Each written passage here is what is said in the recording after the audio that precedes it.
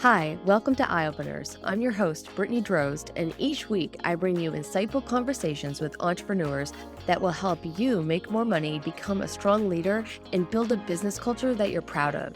Grab your coffee and let's dive in. Thanks for tuning in to another episode of Eye Openers. I'm so excited to share with you the very foundation of the work that I do, which is around organizational culture. I realized that as my work has evolved, as this show or this podcast has evolved, that I need to slow down and create some operational definitions around what organizational culture even is. It might not be second nature to all of you, even though I love to live and breathe this stuff every day. So, what is organizational culture? It's a few things and it can mean different things to different people. So, let me offer you a few different ideas of what I think organizational culture is. And I'm going to invite you to listen to this and decide what it might mean to you. It is a set of shared values and beliefs. So, if you work in an organization or, gosh, if you founded and you run an organization, I'm certain that you've thought about what are the everyday beliefs or things I hold to be true that are guiding the work in this business. And you might not have said that exact sentence to yourself, because if you did, my gosh, that'd make you an organizational psychologist. But I'm certain that you have spent time examining the importance of the work you do and maybe even why you do the work that you do. If you have cared enough to found a company in a certain industry, or if you've cared enough to dedicate your waking hours to working for an organization, there are certain things that drive the way that they operate. And whether this is overt, like we have it written down, we have posters, we have things that say why we do what we do and why it's important and the impact that we believe that it has. Or maybe this is a more covert or just beneath the surface, like we don't explicitly say it, but everybody knows, hey, this is the way we do things around here. And like, for an example, we are customer centric, like we do everything we can to make the customer happy. Well, this is something we hear at Amazon, central to their organizational culture. Well, we might not have that poster written on the wall, but the decisions we make and how we manage customer interactions is can always be pulled back to the sentiment of doing what we can for the customer. So that is how these shared values and belief systems underpin, or they're the foundation of the work that we do in a company. So not only should they really guide the actions and decisions that we make every single day in the company, they're also something that, if done well, our customers would be able to reflect back to us. So if we're doing teamwork really well, if that's like a driving value or a belief that, we need to work as a team in this company, then our goal would be to strive at being successful at that. So much so that someone outside the company would be able to tell that back to us. Like, oh, I know that's a value of theirs because when I've interacted with them, they made me feel that way, that the customer was most important. So this is why we should take the time to think about what's our culture, what are our belief systems, what's already there that guides how we make decisions.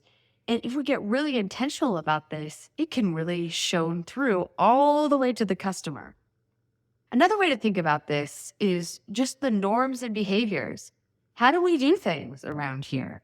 How do I know that if I make a decision this way, it'll be well received? Well, I've seen the CEO respond favorably to similar decisions in the past. So there's signals all over the place already about what your organizational culture is, because you are already existing in a company that has an organizational culture. This is not something that just gets formally put in place. There's already a norm, a behavior set, like you're already doing things in that organization, and that is the culture. Whether it's written on a piece of paper or, hangs up in your employee break room or not, that is part of the culture. It's how we do things around here. What gets reinforced? What are the messages or signals you're seeing that tells you to do more of a certain type of behavior or less of another? And so organizational culture should also influence how employees interact with each other, with the customers, and really with even their own work, what their role is. The strong culture can create a sense of belonging and purpose. And that's really the goal here. And we see this actually in retention and talent recruitment data. So employees are more likely to stay at a company that they feel has a strong sense of purpose that's aligned with their personal values. Like, hey, this company really believes in doing what's best for the environment. Well, that's a personal value I hold too. And I'm more likely to stay and feel aligned with that mission and vision and values. And so I feel like I'm actually making an impact on things that are important to me. Of course, I'm going to come and be a productive, engaged employee in a setting like that. So truly, this works for you as an organization from all sorts of angles. The stronger organizational culture that you have, the easier it will be for you to really have an employer brand that faces the talent pool. Like, you're going to get the right people coming to you because you've been thoughtful about the culture you espouse, and you're thoughtful about the kind of people you want to bring into your organization based on the values they might hold, right? The better alignment we have there, the stronger that these values will be reinforced for both internally facing for the organization and externally facing with the customer or whoever your key stakeholders are. Now, let's run through some examples. You are a person in the world, you listening to this podcast. And so I'm certain that you've interacted with organizations and brands that do a great job of this. Let's do some high level, easy ones. Zappos. I literally just got a delivery from Zappos yesterday, and so it was top of mind. This is something we focused on all the time in my training programs when we were talking about organizational design and organizational behavior and learning all about how the best companies run. And Zappos is this key example because, well, they were disruptive. They were one of the first companies to decide, I'm going to do this so differently. They made humor and fun and personality a big part of their brand. I know several times I've been on like the customer support chat or something with them, and they're asking me about like what I'm watching on Netflix and what my favorite part of my day was. And the fact that I remember those interactions and I'm telling you about them now speaks to how strong their organizational culture is and their values around creating that customer experience.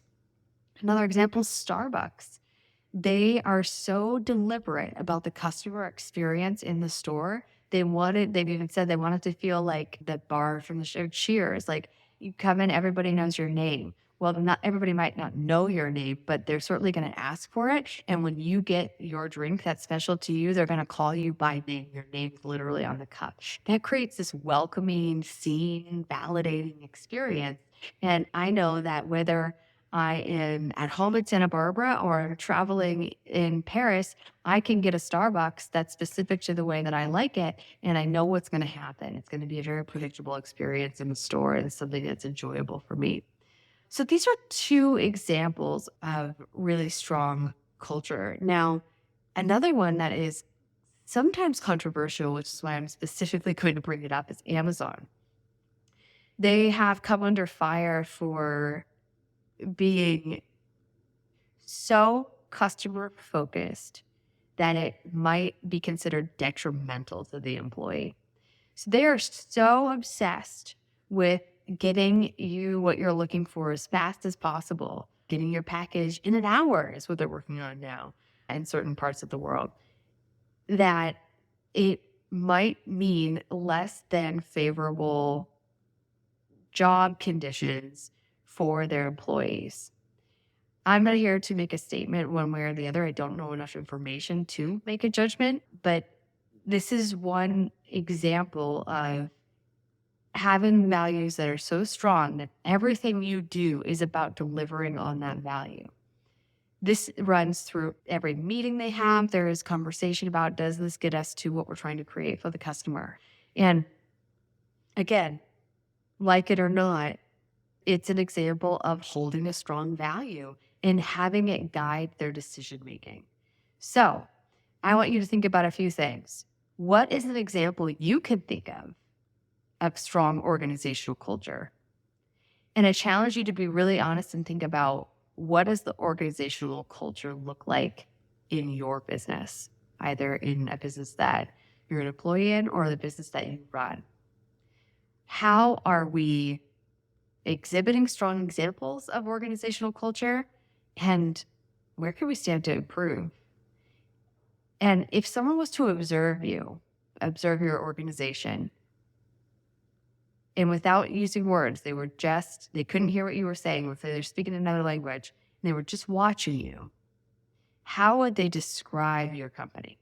So this is a good place to start, because if we couldn't understand the words that were being said, how would someone think about your organization if they just observed how you did things around there? Okay, I want you to take those questions, think about them deeply, and if you feel so called to, comment on wherever you're listening to this podcast in the comment section, or send me an email directly and let me know your thoughts about this. Organizational culture is so dynamic and it's constantly evolving, and that's what I absolutely love about it in this work. But I would love to hear from you and hear about your experience in the process. Thanks so much for listening.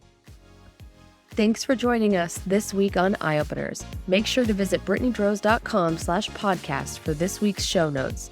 And if you found value in today's episode, I would so appreciate you giving us a rating on Apple Podcasts or share it with a friend. Also, don't forget to subscribe on Apple Podcasts, Spotify, Stitcher, or wherever you get your podcasts. This all helps to support the show.